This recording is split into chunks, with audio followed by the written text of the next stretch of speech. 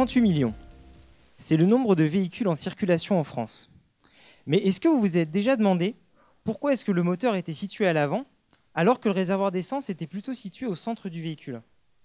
Bon, je pense que je vous apprends rien si je vous dis qu'un moteur ça chauffe et qu'un réservoir d'essence contient assez d'essence pour exploser.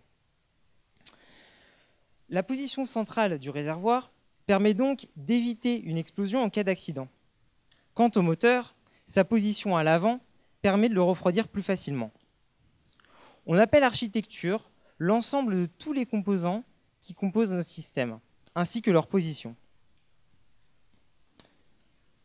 Avant, lors de la conception d'un véhicule, la vérification d'architecture d'un point de vue thermique se faisait très tardivement, car les véhicules évoluaient très peu. Aujourd'hui, les phénomènes thermiques qu'on pensait maîtriser sur les véhicules à essence sont totalement remis en cause sur les véhicules modernes. Les architectures de ces véhicules sont de plus en plus complexes. Conduite autonome, véhicules électriques.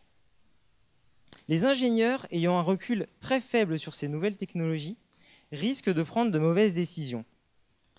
Alors, comment faire pour éviter qu'un moteur vienne chauffer ma carte électronique?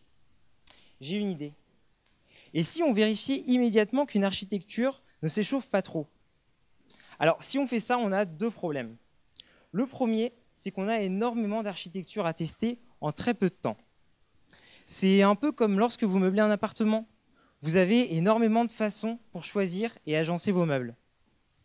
Le deuxième problème auquel on est confronté, c'est qu'on a assez peu d'informations finalement sur les équipements et trop peu d'informations pour faire des simulations thermiques. C'est un petit peu comme quand vous feuilletez un catalogue de meubles, on a souvent une image ainsi que les dimensions.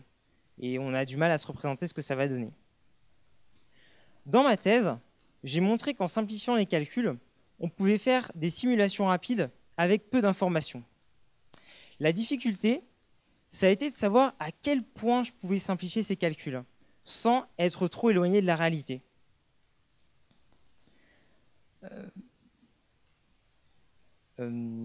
J'ai ensuite implémenté un démonstrateur afin de vérifier que les calculs thermiques étaient cohérents avec mon architecture.